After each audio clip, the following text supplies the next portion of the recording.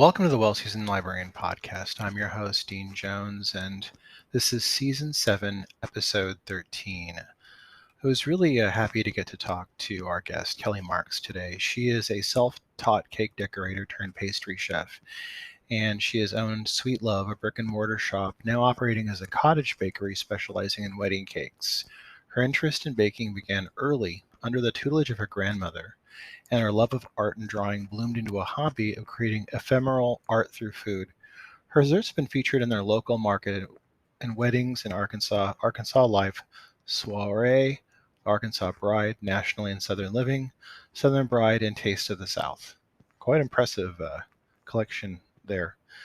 Other recipes appear in the Modern Arkansas Table, Another Slice of Arkansas Pie, and 43 Tables, an internet community cooks during quarantine, and she spends any time that she's not covered in frosting with her dogs, Presley and Phoebe, or on the beach with her husband, Brad. She has a cookbook out now, Easy One Bowl Baking, that's just fantastic. And we talked a little bit about that today. So I want to recommend that book and also the other writings we mentioned in the interview. That being said, I'm going to go right to the interview with cookbook author and pastry chef Kelli Marks. Welcome to the Well-Seasoned Librarian Podcast. I'm Dean Jones, your host, and today I'm talking to Kelli Marks from Sweet Love Bakes. Kelli, thank you for being on the program. Thank you so much for having me. I'm pretty excited. So tell me a little bit, tell our audience who's not familiar with your work a little bit about yourself and what you do.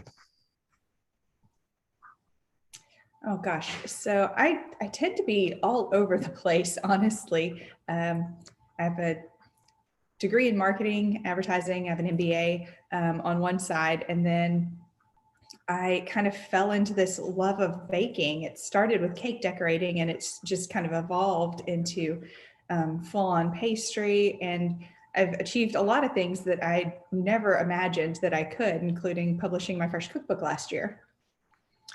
Now, when I talk to authors and food writers and chefs, a lot of times everybody's always kind of harkening back to cooking with parents or cooking with grandparents or friends. Where did your love of food and cooking start for you? Where did that all begin? It definitely goes back to my grandmother. I'm actually working on a little personal essay right now about it called My Grandmother's Garden. When I was young, she just had this garden. It was probably a full acre and just everything. And so she really taught me an appreciation of food and growing your own food. Now I have a black thumb. I cannot grow anything.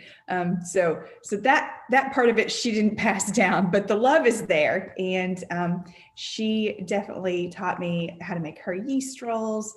And I just learned kind of watching her in the kitchen with all of the Southern food that we have, and, you know, growing our own food and just putting a lot of love into it. And that really created a strong basis for me. I know for my grandparents are Southern, and I have favorites from both of them, both of my grandmothers, from the foods they cook. Do you have any favorite foods that your grandmother would prepare for you? Okay. I have a very confusing past with my two grandmothers.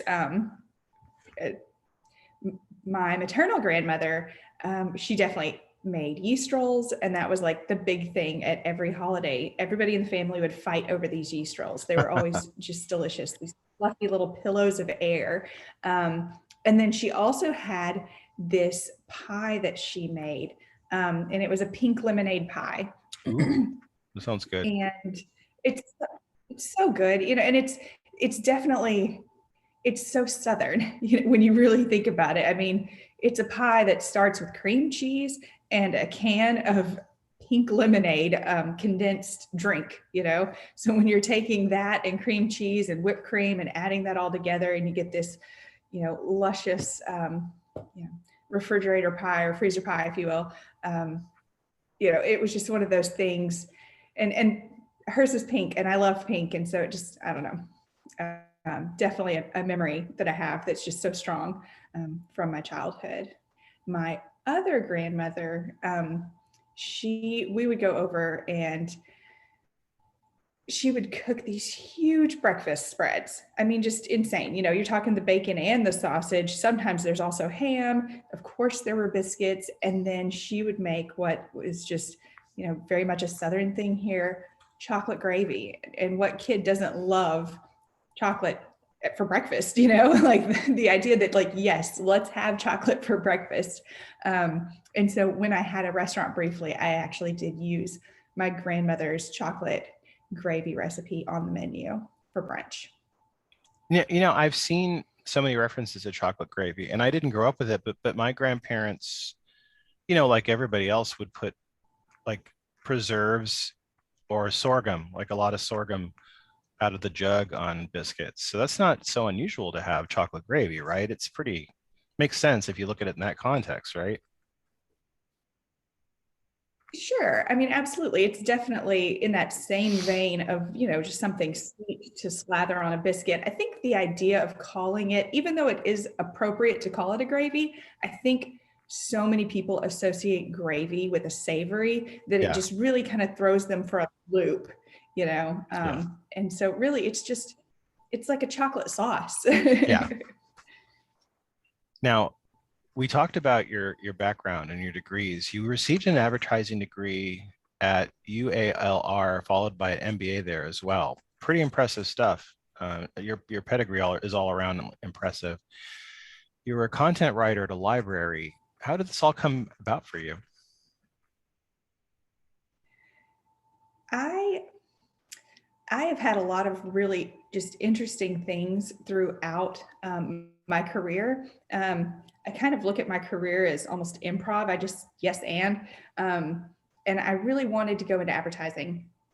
And very early in getting into advertising, I was at doing a presentation during my master's, and we were at a local ad agency, and we had finished up, and I had a moment alone with one of the owners, and I was able to ask him. I said, "Okay, you know, like, how do I get into advertising? What's going to be the trick? Because it's a fairly competitive market, just or you know, industry in general, but the market I'm in is pretty small, so there aren't a ton of places to work really." And he said, I'll never forget, he said, art directors are a dime a dozen, but a good writer is hard to find. And I had always been pretty good with words. It just kind of fit. I'd never really called myself a writer, but I'd done a lot of writing in high school. You know, I was on the literary magazine staff. I was the editor of the yearbook staff as well. So all of that came very naturally. So immediately from that point on, I started marketing myself as a writer as I applied for jobs. And I did get a job at an agency, one of like the best agencies in our city. And I worked there for about 4 years. And during that time, my grandparents had their 50th anniversary and they wanted to have this big blowout party. And I thought, oh my gosh, wouldn't it be fun if your granddaughter made the cake for this event? And my grandmother's like, oh, yes, that would be great. And so early spring, I sat down and started practicing. Now, this was 2001. Okay. There was no TikTok, there was no YouTube. I went to Barnes and Noble and I bought a book and I brought it home and started teaching myself. I am in this tiny little apartment that had barely any kind of a kitchen to count for, and ended up making a 4-tier cake that fed 200 people. Every bit of it was from scratch. The cake, the frosting, I made the fondant from scratch, which was terrible. I'll never do that again. I made the royal icing. I hand painted it, you know, and assembled this whole thing. And after I finished, I was like, man, I love this. This is a lot of fun. It was artistic, but then also like it's this kind of ephemeral art. And at the end of it, there's cake. You get to eat the cake. I mean, like, what is not to love about this whole process? I love Plus, that. you walk in and it's just it was wonderful. And so I started. It was just a hobby at that point, but I was doing it for friends, and then it became friends of friends. And next thing I know, like strangers are coming to my house and picking up cakes. And I thought, you know, maybe there's something to this. And so I opened a bakery, also did that for about 4 years. And bakeries are hard. there's a lot to it. And there were some things that I did really, really right. And there were some things that I did wrong. And it's always easy, hindsight, to look back and see what you could have done different or better. But from there, I ended up being a private caterer. I worked out of a warehouse, and I had basically a ghost kitchen before ghost kitchens were even a thing. And then I was also helping at the Clinton Presidential Library in Wow. their bake shop. Their pastry chef was out sick, so I was helping there and doing tons of desserts. So we provided all of the desserts for their special events, but then also for their restaurant on a daily basis.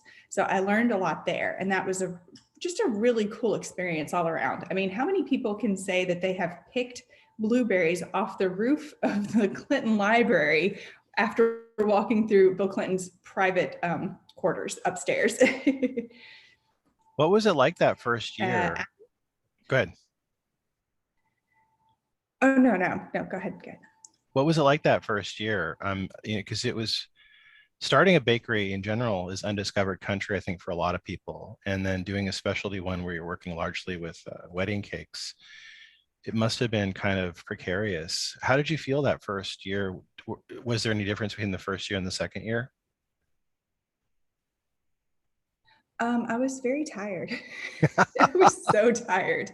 Um, I started, and we were really lucky. My husband and I are very handy, and so we were able to like do a lot of the build out ourselves and do the finish work. So buying equipment, finishing the space, and having just some cash to get everything up and going.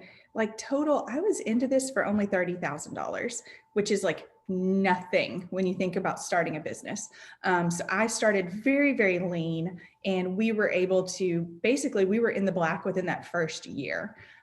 So I started out so great, but I only had one employee that was helping me. I was doing all of the baking, all of the decorating. My husband would come in on the weekends and he would wash dishes for me. And then I had one guy who ran the front and helped all of the customers. So it was a super small operation, but we were really popular, and the market here just really embraced everything. And I did a lot to try to give back. So I did tons of tasting events where I would provide free samples, just more samples that I could get into mouths and let people try it.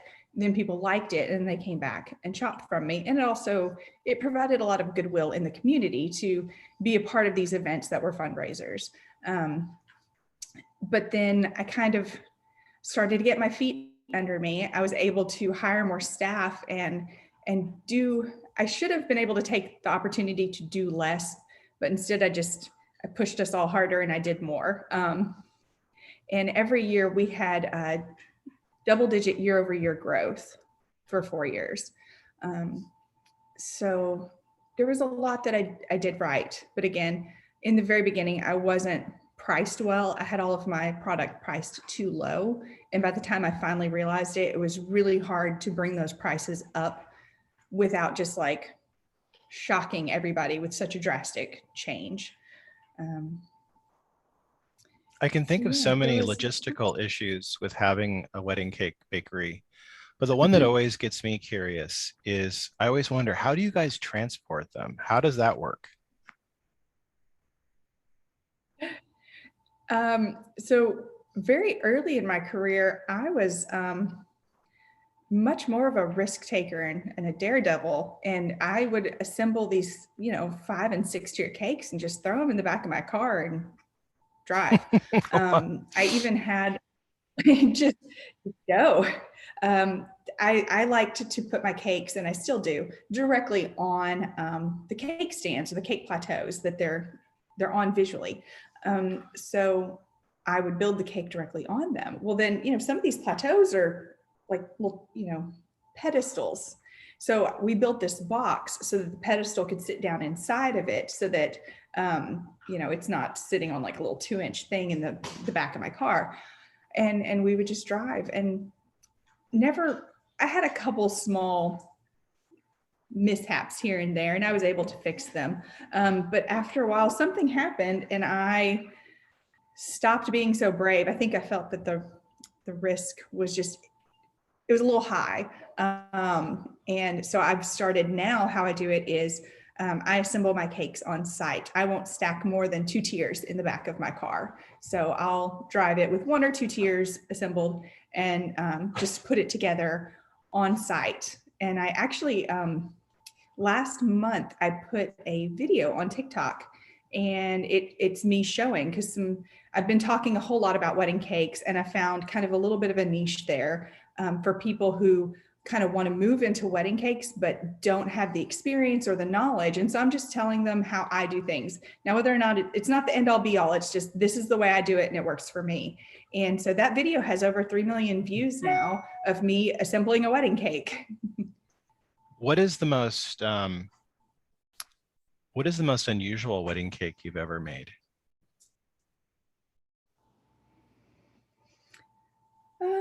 Gosh, that kind of depends on what you consider to be unusual.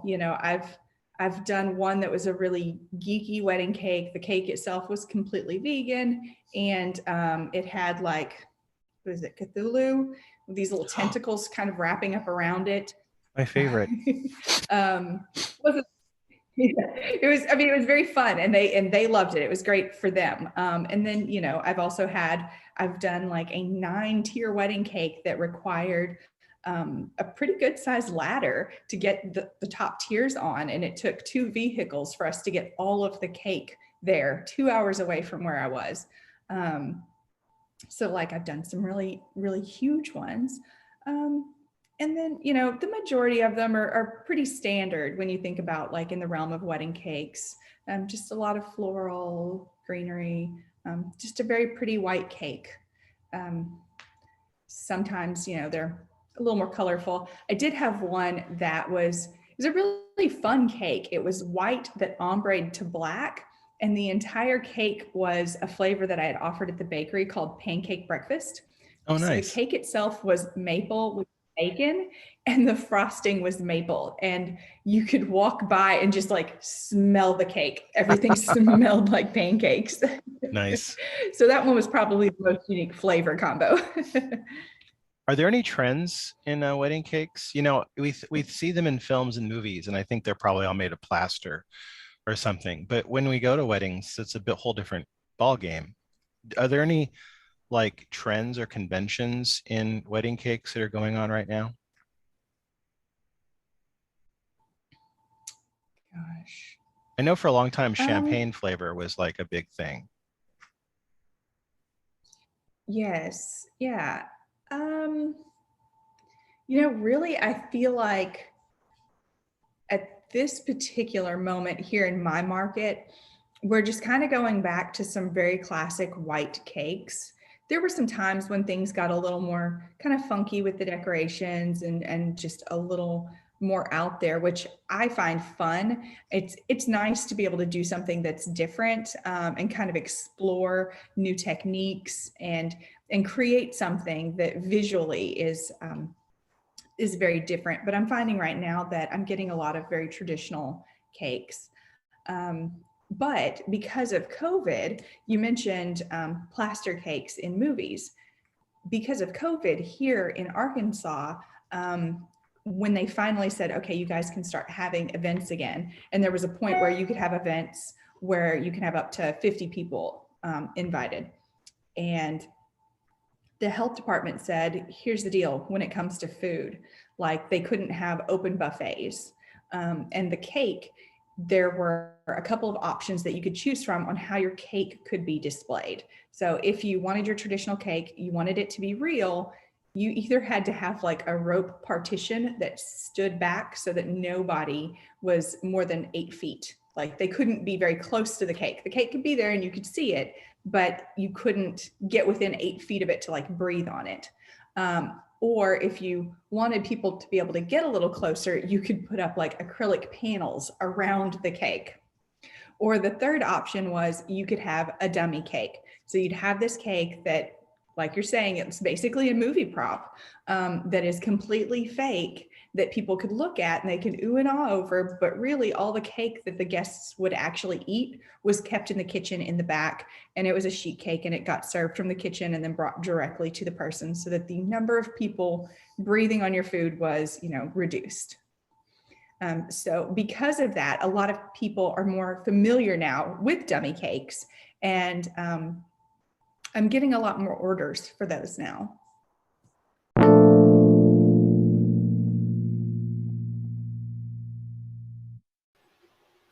This episode is sponsored by Culinary Historians of Northern California, a Bay Area educational group dedicated to the study of food, drink, and culture in human history. To learn more about this organization and their work, please visit their website at www.chnorcal.org.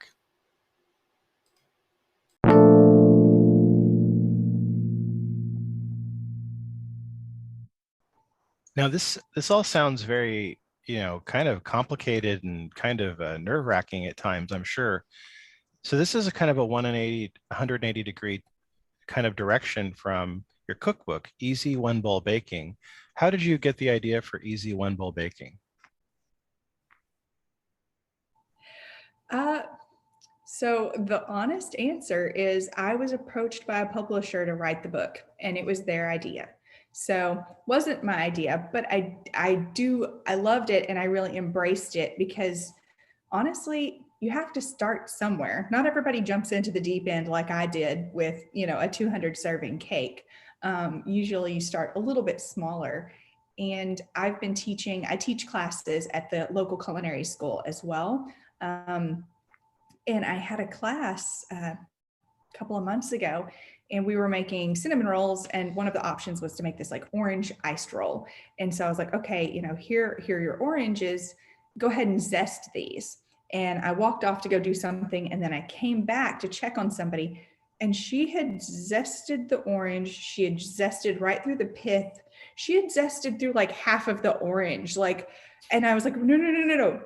You just need that little tiny bit on the outside. And she had never zested any citrus in her entire life. This was, a grown woman. And I thought, oh my gosh. And at first I was a little horrified as a baker, but then I kind of stopped and stepped back. And if I were to try to jump in and do something that I had no idea what I was doing, I would want somebody to help hold my hand a little bit and say, okay, here's how we start from the very, very beginning, and let's start really simple. And that's where this Easy One Bowl Baking comes in. It's not a lot of mess, but there's some stuff in there that are just really basic tips that are great for people who haven't baked before. And it'll kind of just start you out, hold your hand, and you can create something that's really delicious and really amazing at the end. Do you have any favorites from the cookbook, or do you have anything that you've gotten a lot of feedback from? The early one that I was really surprised that a lot of people commented on was like this blueberry buckle that I have that you make in a cast iron pan. It's just a really simple little, not quite a cake, but it's delicious. It's very easy. Gosh, I'm trying to think what personally, I get my cookbook back out, use it myself to make my biscuits. Because when I did have my restaurant, it was a brunch restaurant. And so we had really good biscuits, and that recipe did make it into the book. So it's, they're called big old biscuits. I wanted to call them big ass biscuits. Didn't fly. So that's what I would have called. Nobody ever, yes, like, oh, it's a big ass biscuit. Let's go. But they're really great. And it's got, some pretty straightforward techniques, but also I used a balance of ingredients. So it has butter, but it also has lard. So it's got some richness and some flavor. And then it uses both all-purpose flour and cake flour. My business partner, we wanted to have on our menu a fried chicken biscuit. So I needed to create a biscuit that was going, like you need a biscuit that's going to be hefty enough to like hold up to a piece of fried chicken. So often biscuits, I mean, they're flaky and they're nice and they're tender, but then you try to put it into a sandwich and the whole thing just falls apart and you can't really actually like eat it with your hands. So I wanted something that was substantial enough that could be handheld and hold up to that, but at the same time not being this big dense brick. So I added that cake flour to kind of lighten some of it. So there was definitely some science that goes into these recipes, but I don't really delve into that so much since it is focused more on the easy. So the techniques are there, and maybe I don't tell you exactly why I did the things I did, but there's a fair amount of science that goes into these very simple recipes. Now, this is your first cookbook, but it's not the first work you've appeared in. You've appeared in other cookbooks as well. Can we hear about some of the other cookbooks you've appeared in? Yes. So there was a magazine, not around anymore. It was called Arkansas Life Magazine, and they did a cookbook called The Modern Arkansas Table. And they went around and collected all of these really amazing chefs throughout Arkansas. And so I have a cookie recipe in that one. I also have a good friend here. Her name is Kat Robinson. You might want to talk to her. She is a travel food writer in Arkansas, and she is like, she knows everything about everything in Arkansas food. And so she's published several books. I mean, I think she might be up to 10 now. And her biggest one is A Slice of Arkansas Pie. And then she has another slice of Arkansas pie. And I have a recipe in that book. So it's kind of like a travel guide, but also has recipes for some of these different pies. And so I have an award-winning sweet potato pie that is in that book. And then when COVID started and everybody's in lockdown, she did a couple of TV specials and also wrote a book called 43 Tables. And it was kind of what people were cooking at home during the lockdown. And so I've got a recipe in that book as well. It was kind of fits with this easy, simple baking. It's a breakfast cookie recipe that you make with a bag of oatmeal. So it's like, you've already got the flavoring ready to go and you just turned it into a cookie. So I thought that one was fun. But most recently, I am in a book called 50 Things to Bake Before You Die. It just came out in February. And oh my gosh, like it has some amazing people in this book, names that I have no business being mentioned near. And it's just some really great recipes. And I've got this peanut butter pie recipe in there, and it's pretty delicious. Yeah, I was Googling you and I kept seeing your name come up in peanut butter pie. And I just saw all these links to peanut butter pie and the recipe and your name. And so I think it's made a little bit of a hit on the internet. It's a good one. It's really good. I think the difference was instead of using cream cheese as a base, which is pretty common, I used mascarpone. So nice. It's a little bit sweeter, quite have that tanginess, but it makes for a really smooth pie. Now, I wanted to ask you, what food writers do you admire? Who do you like to read? Oh gosh. I really, who am I reading? I read so many different people. I mean, Amanda Retke is I Am Baker. She's more of a food blogger, obviously, but she's got a cookbook out recently. Really like her stuff and her approach to things, just for like a fun kind of Midwest approach to cooking. When I want to be a little bit, more analytical, obviously Kenji is great. I'm obsessed with Stella Parks. Used to talk to her a lot on Twitter, and then she just fell off. And every day I go, I wonder what happened to Stella.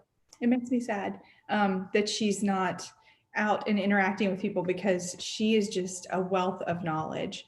Her recipes are wonderful. She completely changed how I made French macarons. And now I teach macarons using the method that she had.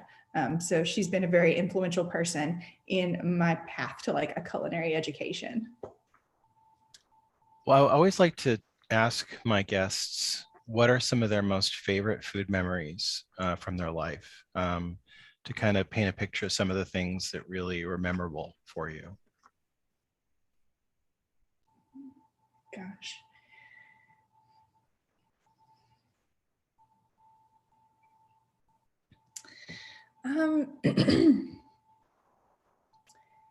Probably one of my most you can start with something simple like being a child and the first time that you eat something and like appreciate it for what it is. And it could be something as simple as, growing up, hanging out at my grandmother's house, and eating like a slice of watermelon and having my grandmother show me how to put a little salt on it and just kind of bringing out that flavor, that sweetness that comes, that is more pronounced when you add the salt, even though it seems like such a counter idea to put salt on something that is sweet. For so many people, they think that that's odd, but if you know the science behind it, it makes perfect sense. But at the same time, probably the second year of my bakery, I don't know that I'd been open like a full year. And I got invited to be a chef at a No Kid Hungry dinner. And so I ended up making, I think it was probably 150 individual plated desserts. And we were working out of a space that did not have a functioning kitchen. And I remember it was the first time I thought, maybe I do belong here. I belong with these people, but it was still such a scary experience, going in, and I'm making a cheesecake. I'd layered a cheesecake with a pecan pie, and I had made these little caramel shells for them to sit in, and had made like this bourbon vanilla whipped cream. And I brought all of my stuff in pre-prepared because that's how we are in the pastry world. Our stuff is already made. We're just plating it usually. But meanwhile, I'm walking by and John Currents is cooking on the grill outside, out the back door, because there was literally no functioning kitchen. And then I come in, and one of the other chefs was Marcel Veron, and he is plating up this fish dish and doing some stuff. And I just was like so overwhelmed with the talent that I was surrounded by. But at the same time, kind of suddenly feeling like I do belong here. It was just, that whole experience was just a very powerful one for me. And even though, it wasn't specifically about the food, like it was, to have these amazing chefs like hand you something and say, here, taste this, what do you think, as if my opinion actually mattered. Now, my relatives on my father's side are from Arkansas, and I grew up, with my grandmother cooking a lot of foods that she took with her to California from Arkansas. And I think, a few, like we always had sorghum on the table. My grandmother would put beans by that she would dry the green beans like from a string, and she would later cook them with fatback and can them. And there were things like that. Is there anything that you like to eat or you see or eat at people's houses or at restaurants that's uniquely from Arkansas that you know of?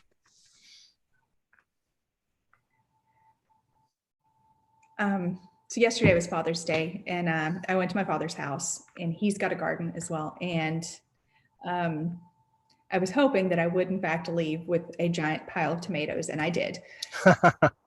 And I was so excited. They were like, "Are you going to?" I'm like, yes, I am taking tomatoes. Like, you have to stop me on how many you're going to allow me to take. And I think that is one of those things when you get produce and it is at its absolute peak and it needs like nothing else. I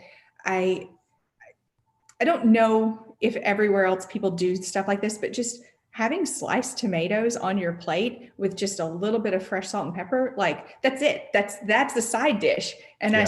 I'll put that on the plate. My husband's like, what is this? It's just tomatoes. I'm like, and they're delicious and you will eat them.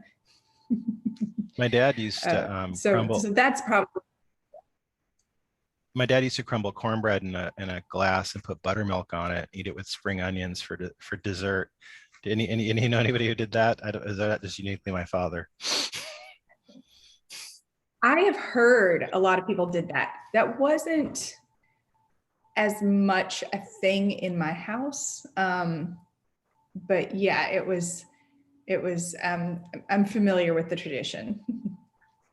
So what's next for you? Oh gosh, next is, I'm kind of at every couple of years, I kind of just go, okay, what am I doing right now? Is this what I want to continue to be doing? I have no idea. I will continue to do wedding cakes. I might pull back a little bit on how many I do, just because they're always on the weekends. Obviously, that's when weddings are, and so all of Saturdays, all my Saturdays are tied up with delivering and scheduling and working toward that goal of getting a wedding cake finished. And it's a high pressure that I'm kind of maybe done with.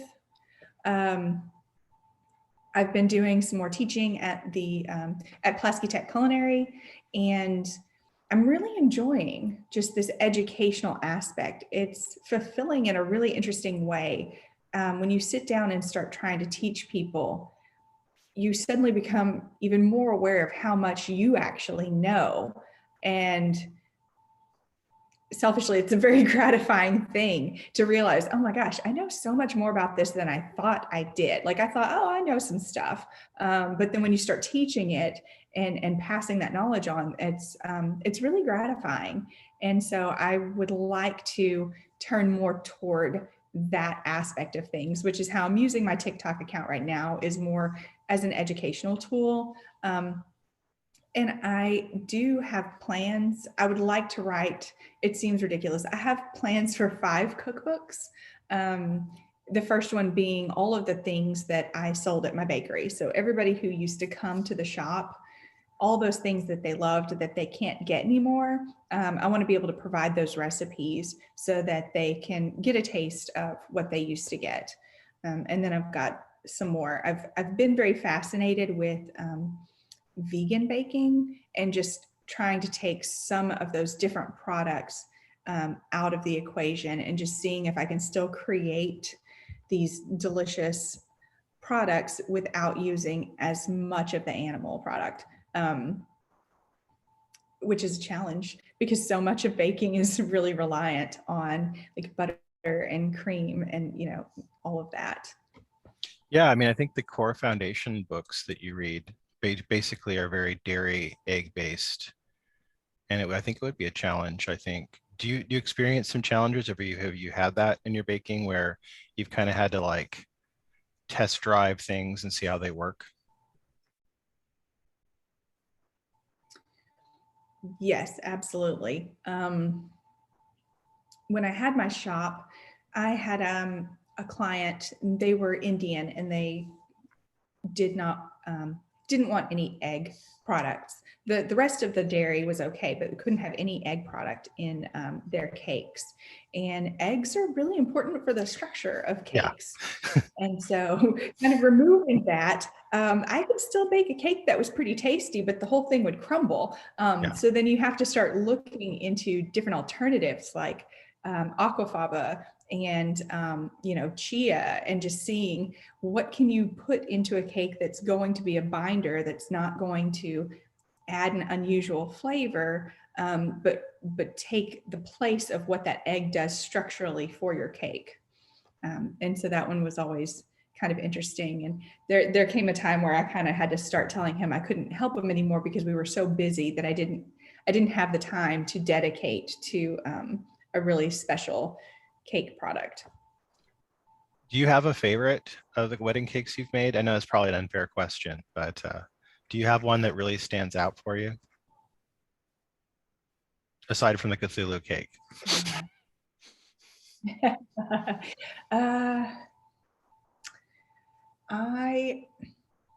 I mean, personally, I have an obsessive problem with the color pink. I love pink. And so I did a wedding cake, and at that point, it was the largest cake I'd ever done. It was a 7-tier, and the whole thing was like light pink. And then the very bottom tier had these pink ruffle flowers that ombrayed from the light pink of the frosting into a darker pink. And it was super cute. And I just, and also the wedding took place in an airport. So we were in a complete, like, we were in a hangar. Oh my God. And they brought in floral trees. Like, there were trees inside this hangar. That's crazy. So like my cake, even though it was 7 tiers, huge. Yeah, it was just a tiny speck of this amazing day. They actually, instead of leaving in a car, they flew off in a plane. Oh my God. That's amazing. Kelli, I really want to thank you for being on the program. I really enjoy getting a chance to talk to you, and I hope we can have you on again. And it sounds like with your plans, we will have you on again. So I'm looking forward to talking to you about your new works. Okay, perfect. Thank you. Thank you. And you have a great rest of your day. Hey.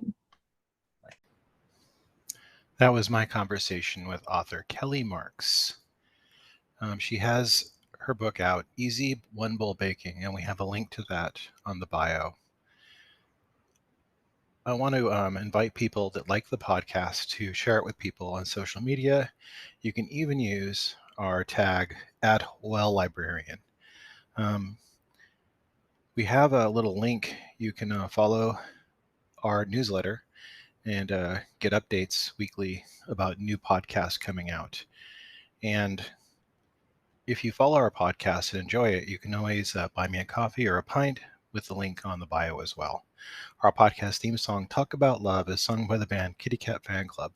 Their label, Asian Man Records, has given permission for us to use it.